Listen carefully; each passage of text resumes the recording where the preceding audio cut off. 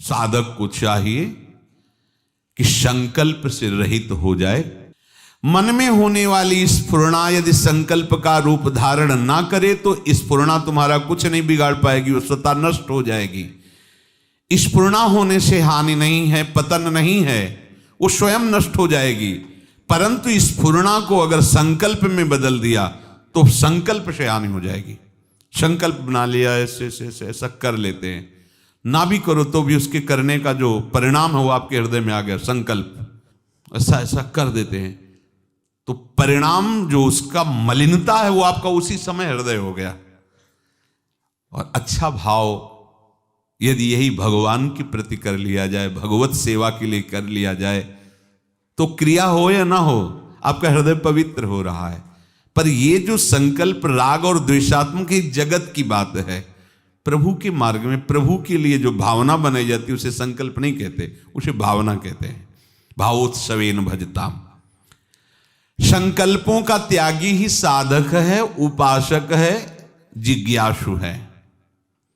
संकल्पों का त्याग किए बिना कोई अपने मन की जो चाहते हैं उनको मिटा नहीं पाएगा। उनको मिटाए बिना कोई योगी नहीं हो सकता, चाहे ज्ञान योगी हो, चाहे भक्ति योगी हो, चाहे कर्म योगी हो। और योगारूढ़ हुए बिना किसी को भगवत साक्षात्कार नहीं होता। योगारूढ़ हुए बिना किसी को भगवत साक्षात्कार नहीं होता। मनुष्य जन्म की सार्थकता है प्रभु में प्रेम हो जाना। इसी प्रेम से समस्त दुखों का नाश हो जाता है, समस्त पापों का नाश हो जाता है। पर बिना संकल्प का त्याग किए कोई प्रेमी नहीं हो सकता। इसीलिए प्रभु बार बार कह रहे हैं कि आप अपना संबंध किसी व्यक्ति वस्तु स्थान से नहीं, मेरे से कीजिए। आप संकल्प मत कीजिए, आप मेरी आज्ञा अनुसार करिए। उपासक को भगवद आज्ञा, शास्त्र भगवद आज्ञा, वो संकल्प क्यों करेगा? जैसी आज्ञा वैसा कर रहा है। संकल्प त्याग के लिए कुछ उपाय हैं। पहली बात, प्रभु हमारे हैं। प्रभु ने मुझे अपनी प्राप्ति के लिए ही मनुष्य जन्म दिया है, अपनी तरफ से। अब इसमें हमारा उद्धार निश्चित है। ये अमूल्य मनुष्य जन्म प्रभु ने दिया है अपनी प्राप्ति के लिए, इसमें उद्धार हमारा निश्चित है। इसलिए अब हम भोगों का कोई संकल्प नहीं करेंगे, अब हम भगवत प्राप्ति के मार्ग में चलेंगे। इससे आपको बल मिलेगा, इससे आप व्यर्थ के संकल्पों को रोक सकेंगे। जहां कोई संकल्प बनने लगे तहां ये बात वहीं अंदर ही अंदर चलाने लगो, ये जन्म केवल भगवत प्राप्ति के लिए नहीं, नहीं हम भोगों का संकल्प नहीं कर सकते, वो कट जाएगा। दूसरा, उपासक को अपने कर्तव्य का पालन करना है, जो गुरुदेव आज्ञा कर रहे हैं, जो संत महापुरुष जन, जो शास्त्र, उसमें हमारा संकल्प क्या? उनकी आज्ञा का पालन कर रहे हैं, अपने कर्तव्य का पालन कर रहे हैं। हमारा अपने सुख के लिए कोई संकल्प नहीं है। हमारा सुख तो गुरु आज्ञा पालन में है, भगवद आज्ञा पालन करने में है। इसलिए मैं संकल्प में नहीं फंसूंगा, जो आज्ञा है उसी के अनुसार चलूंगा, अर्थात अपने कर्तव्य कर्म को करूंगा। संकल्प कर्तव्य कर्म करने के लिए नहीं होता, वो तो स्वाभाविक है, सहज कर्म है। भगवद आज्ञा का पालन करना, गुरु आज्ञा का पालन करना। उपासक को इस बात पर दृढ़ रहना चाहिए कि एकमात्र प्रभु की सत्ता है, संकल्पों की सत्ता नहीं है। इसलिए हमें कोई संकल्प नहीं करना। प्रभु हैं, जैसा चाहेंगे वैसा कराएंगे, हम क्यों संकल्प करें? ना किसी संकल्प में राग, ना किसी संकल्प में द्वेष, हमारा उससे संबंध ही नहीं है। समझ में आ रहा है?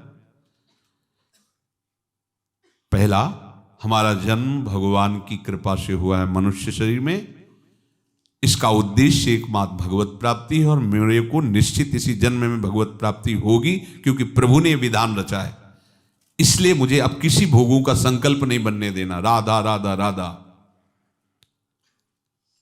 हमें कोई संकल्प करके कार्य नहीं करना, हमें भगवद आज्ञा, गुरु आज्ञा का पालन करना है, संकल्प के द्वारा नहीं।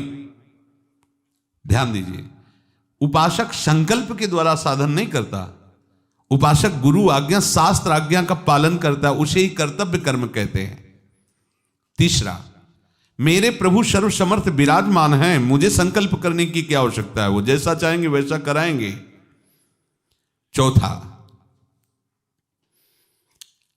उपासक को विचार करना चाहिए कि हमने पहले न जाने कितने हजारों सैकड़ों संकल्प किए, उसे हुआ क्या है, कुछ हुआ है क्या?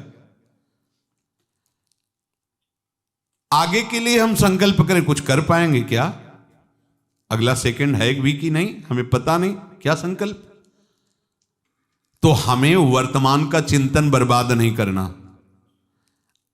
प्रभु अभी हमारे हैं, पहले भी हमारे थे, आगे भी हमारे रहेंगे, उनके लिए संकल्प करने की जरूरत नहीं है। जो अपने हैं उनकी प्राप्ति के लिए संकल्प की जरूरत नहीं, चिंतन की जरूरत है, चिंतन की जरूरत है। जो अपने हैं उनका चिंतन करो। तो पीछे के संकल्प के लिए, आगे के संकल्प के लिए हम समय बर्बाद क्यों करें? वर्तमान में हम प्रभु का चिंतन कर रहे हैं, यही हमारा भगवत प्राप्ति का स्वरूप है। अगर प्रभु का वर्तमान में चिंतन छोड़ करके आगे क्या होगा, पीछे जो हुआ उसका चिंतन, समय को बर्बाद करना है, उससे लाभ कुछ नहीं मिलेगा। वर्तमान का समय भगवत चिंतन नहीं जा रहा है, लिख लो, आगे अमंगल है। चाहे जितना पीछे का चिंतन करो, उस क्रिया के चिंतन से, पीछे बीते हुए समय के चिंतन से तुम्हें कोई लाभ नहीं मिलना। क्या करो? भगवत चिंतन करो, पीछे के हुए अपराध और गलतियों का समापन, जड़ से नष्ट, वर्तमान का भगवत चिंतन, और आगे लिख लो आपका भविष्य परम मंगलमय होगा। यदि वर्तमान में भगवत चिंतन चल रहा है तो वर्तमान में हमें संकल्प विकल्प बिल्कुल नहीं करना। ये संकल्प अगर हमारा बनता रहा तो फिर हमारा जन्म बनता रहेगा। संकल्प मिटाना है। अपने आराध्य देव का बल यदि हृदय में तुम्हारे आ गया तो तुम्हें परास्त कौन कर सकता है? क्यों? क्योंकि उसी आराध्य देव के बल से तो माया बलवान है। माया में सामर्थ्य किसकी है? आराध्य देव की शक्ति ही तो है वो। और हम आराध्य देव की भक्ति रूपी शक्ति से युक्त हो रहे, अब माया परास्त नहीं कर सकती। इंद्रियों के भोगों में जो इच्छा पूर्ति की, सुख लेने की भावना है, यही हमें बांधती है।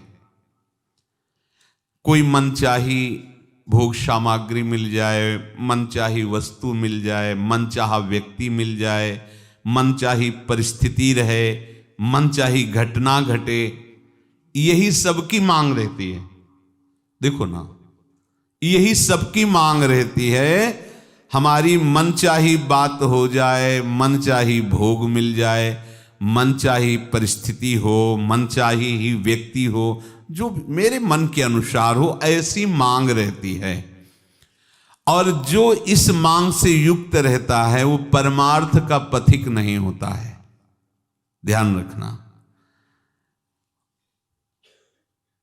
जो मनचाही में राजी है, इच्छा पूर्ति में सुख लेना चाहता है, वो इंद्रियों का गुलाम, विषयों का गुलाम, उस सच्चिदानंद प्रभु की दासता की तरफ कैसे बढ़ पाएगा? अनुकूल वस्तु, पदार्थ, व्यक्ति आदि मिलने की इच्छा उपासक को कभी नहीं करनी चाहिए। अगर मांग भी हो तो प्रभु से कह दे प्रार्थना रूप में कि नाथ मांग तो मेरी है ये, पर यदि आपको सही लगे तो देना, मत देना। फिर यदि आपका विस्मरण हो जाए, आपके मार्ग से गिर जाऊं तो नाथ मैं 1000 बार मांगू तो भी आप मत देना। इतना तो प्रार्थना कर ही सकते हो। मांगो, प्रभु से मांगो, मांग के साथ ही प्रार्थना कर दो कि प्रभु मुझे पता नहीं जो मैं मांग रहा हूं मेरा मंगल होगा कि अमंगल होगा, पर आप जानते हो। यदि आप से दूरी बनाने वाला ये विषय है तो प्रभु मेरे मांगने पर भी कभी मत देना, मेरी मनचाही कभी मत करना नाथ, आप अपनी मनचाही करना, इतना तो स्वीकार कर लो। पहली बात तो मांगना ही नहीं, क्योंकि वो सर्वज्ञ हैं, पर यदि मांगने का स्वभाव है तो प्रभु से ही केवल मांगो। साथ में ये प्रार्थना जरूर कर दो कि नाथ मेरी मनचाही ना हो, आपकी मनचाही हो। आपके लिए हमारा ये जन्म हुआ है, अब मैं आपसे विमुख ना हूं। 1000 बार मांगू तो भी आप वो मत देना जो आपसे विमुख कर दे। अनुकूल वस्तु व्यक्ति का अभाव जिसको अनुभव में हो रहा है, वो उपासक कैसे हो सकता है? ध्यान देना, एक एक शब्द बहुत ही आवश्यक है अपने हृदय में रखना। हमारे तो प्रभु के नाम रूप लीला धाम की रसास्वादन की वृत्ति आई, तभी तो हम उपासक कहलाए। अनुकूल वस्तु व्यक्ति स्थान की यदि चाह है तो उपासना किसकी है? संसार की या संसार के स्वामी की?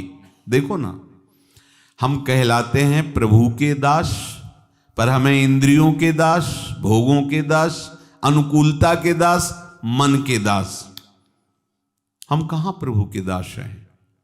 अंदर से देखिए तो किसी भी अनुकूलता प्रारब्ध के अनुसार आ सकती है मनचाही वस्तु, पर आपको अपनी इच्छा पूर्ति नहीं करनी, सुख भोग नहीं करना, क्योंकि सुख है नहीं, वो फंसाने के लिए माया ने भेजा है। भले ही हमारे किसी पूर्व कर्म के परिणाम से अनुकूलता आई हो, उसे हमें भोगना नहीं है। आई हुई अनुकूलता को भगवत सेवा में समर्पित कर देना है। आई हुई प्रतिकूलता को प्रभु की कृपा मानकर उनके स्मरण में तन्मय होना है। अनुकूल प्रतिकूल दोनों से बच जाएगा, वही समतुल योगारूढ़ माना जाएगा, वही योगारूढ़ है। निर्वाह मात्र के लिए, शरीर निर्वाह मात्र के लिए शास्त्र सम्मत विषयों को स्वीकार करना अनुकूलता का भोग नहीं कहा जाता। उचित वस्त्र, उचित भोजन, उचित नींद, उचित चलना फिरना, चेष्टाएं करना, भागवतिक शास्त्र सम्मत, ये आवश्यक है जीवन निर्वाह के लिए। अनुचित मांग करना, अनुचित भोगों को भोगना, अनुचित संग्रह करना, ये हमारे परमार्थ के लिए घातक है, योग के लिए घातक है। हमारे मन में जितनी स्फुरणाएं होती हैं, उन स्फुरणाओं में 2 परिणाम आते हैं। एक तो रागात्मक, ये अच्छा है, ये अच्छा है, और एक द्वेषात्मक, राग द्वेष जनित स्फुरणाएं होती हैं। दोनों में संकल्प बनता है। राग जनित जो स्फुरणा है वो संकल्प बनाती है ये मिल जाए, सदैव हमारे पास रहे।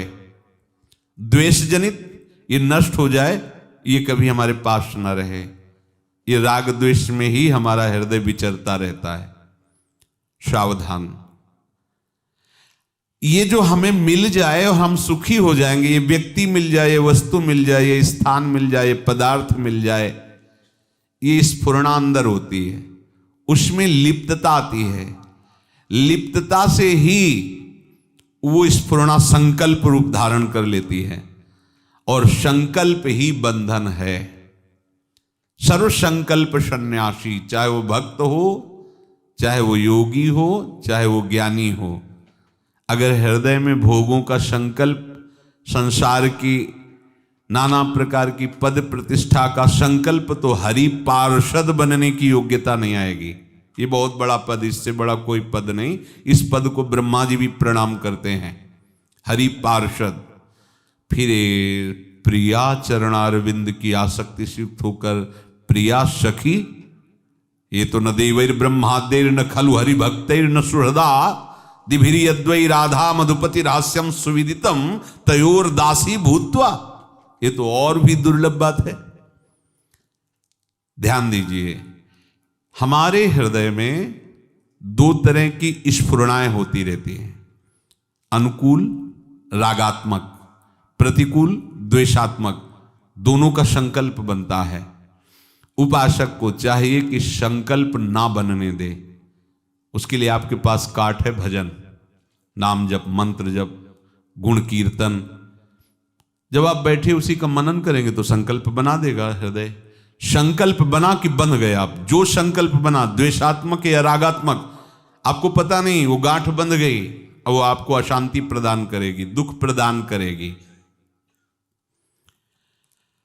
ये दोनों ही संकल्प ऐसा बंधन डाल देते हैं जिससे केवल अशांति, दुख और हानि के सिवा आज तक किसी को कुछ नहीं मिला।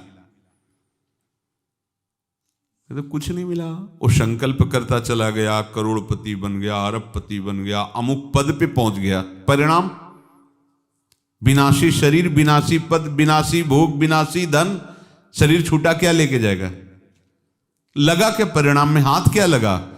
उसका राग, उसके अंदर की द्वेष वृत्ति, वही आगे जन्म का कारण बन जाएगी। इतना सुंदर मनुष्य शरीर भगवत प्राप्ति के लिए मिला, वो भी हट जाएगा। ये दोनों संकल्प, सुखद या दुखद, ना तो स्वरूप का बोध होने देते हैं और ना भगवान से प्रेम होने देते हैं। प्रेम की तो बात जाने दो, प्रभु में मन नहीं लगने देते। ये दोनों संकल्प, सुखद या दुखद, राग या द्वेषात्मक। अब प्रभु कह रहे हैं कि उद्धरेदात्मनात्मानं नात्मानम् अवसादयेत् आत्मैव ह्यात्मनो बन्धु रात्मैव रिपुरात्मनः। अपने द्वारा अपना उद्धार करो, स्वयं तुम अपना पतन मत करो, क्योंकि आप ही अपने मित्र हो और आप ही अपने शत्रु हो। भगवान के वचन। उद्धरेदात्मनात्मानम्, अपने आप से अपना उद्धार करो। इसका सूक्ष्म भाव यह है, शरीर, इंद्रिया, मन, बुद्धि, प्राण आदि से अपना संबंध हटा दो, उद्धार हो गया। जब ये श्लोक पढ़ते हैं तो इसको लेके हम अपने आप में आते हैं। ध्यान देना, जब कभी व्याख्या होगी और जब कभी हम चिंतन करेंगे तो उद्धरेदात्मनात्मानम्, अपने द्वारा अपना उद्धार करो, तो हम इसको तुरंत लेते हैं, ये पूरे ढांचे को, और इसे अपना मान लेते हैं। कभी उद्धार नहीं होगा। यही गलती मिटानी है। अपने आप से अपना उद्धार करने का मतलब अपने उद्धार के लिए इनकी किसी की भी आसक्ति, राग, अपनापन, ये बाधक है। इनका राग नहीं चाहिए, यही हमारा उद्धार हो जाएगा। अभी बिगड़ी जन्म अनेक किया, वही सुधरे आज। इसी को करने में हमें समय लग रहा है। शरीर से, इंद्री से, मन, बुद्धि, प्राण आदि से अपने आप को हटा लेना, ये अपना उद्धार है। ऊंचा उठा लेना। हमारी बुद्धि क्या निर्णय देती? अपने आप से अपना उद्धार करना मतलब किसी की जरूरत नहीं है। अपने आप से खाया, पिया, आराम किया, भजन किया, उद्धार तो अपने आप से होगा।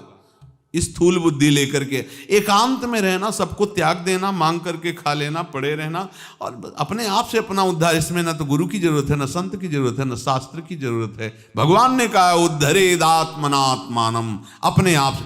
अपने आप से समझो, आप और इस ढांचे में बड़ा अंतर। ये प्रकृति है। आप अपने आप से अपना उद्धार करो, माने हुए संबंध का त्याग करो।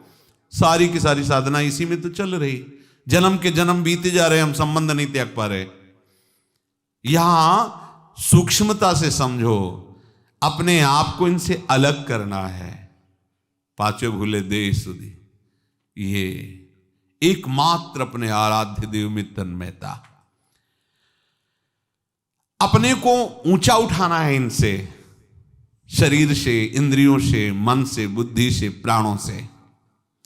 क्योंकि ये शरीर, इंद्रिया, मन, बुद्धि आदि ये प्रकृति के हैं।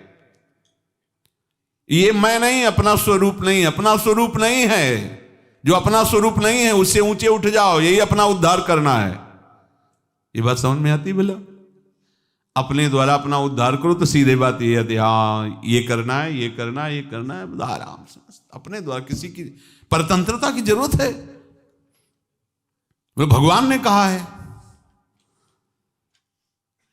फिर ये शंका हो जाती है कि फिर ईश्वर के द्वारा उद्धार होता है, गुरुदेव के द्वारा उद्धार होता है, संत महात्माओं के द्वारा उद्धार होता है, शास्त्र के द्वारा उद्धार होता है। तो ये भगवान कह रहे हैं उद्धरे दात्मनात्मानम, तो फिर इसका क्या अर्थ होगा? गुरु बिनु भव निधि तरे न कोई। बोले जब दबहि दीन दयालु राघो तो साधु संगति पाइए। ये क्या है? शास्त्र स्वाध्याय, संतों का संग, गुरुदेव की कृपा, भगवान की कृपा, इससे उद्धार होता है। अभी तक सुना। और यहां कह रहे हैं उद्धरे दात्मनात्मानम, स्वयं भगवान कह रहे हैं। तो भी इसका मतलब क्या हुआ? अगर अपने आप से अपना उद्धार होता है तो गुरु की जरूरत क्या, संत की जरूरत क्या, शास्त्र की जरूरत क्या? भगवान इसमें कोई बात नहीं कह रहे इस श्लोक में। तो इसका मतलब क्या है? तो यहां कह रहे हैं कि अपने आप से अपना उद्धार तभी हो सकता है जब आप सदगुरुदेव की बात माने। समझ रहे हो? मानना तो आपको हुआ ना, तो जानोगे आप ही ना, और मानो ना आप तो क्या जान जाओगे? शास्त्र की बात, भगवान की बात, ये भगवान की बात तो है ना, गुरु की बात, संत की बात, कहने में चार हुए, लेकिन भक्ति भक्त भगवंत गुरु चतुर नाम बपु एक, ये एक ही है। कोई भी आज तक ऐसा नहीं हुआ कि संत महात्माओं की बात ना माने, गुरु की बात ना माने, शास्त्र की बात ना माने और उसका उद्धार हो गया हो। एक भी प्रमाण नहीं मिलेगा आपको। अगर वो नहीं मान रहा तो भगवान के अवतार हो गए हैं, बड़े बड़े सिद्ध महापुरुष हो गए हैं, आचार्य रूप में भगवान अवतरित हुए, लेकिन हमारा उद्धार नहीं हुआ। क्यों नहीं हुआ? क्या हम रामावतार में नहीं थे, कृष्णावतार में नहीं थे? ये आचार्य महापुरुष जन प्रकट हुए तब क्या हम नहीं थे? क्या होंगे? क्योंकि जीव अविनाशी है, बराबर चक्र चल रहा जन्म मरण का। तो किसी कोने में मेढक दीमक बने हुए चाहे भले पड़े हो, लेकिन थे ना।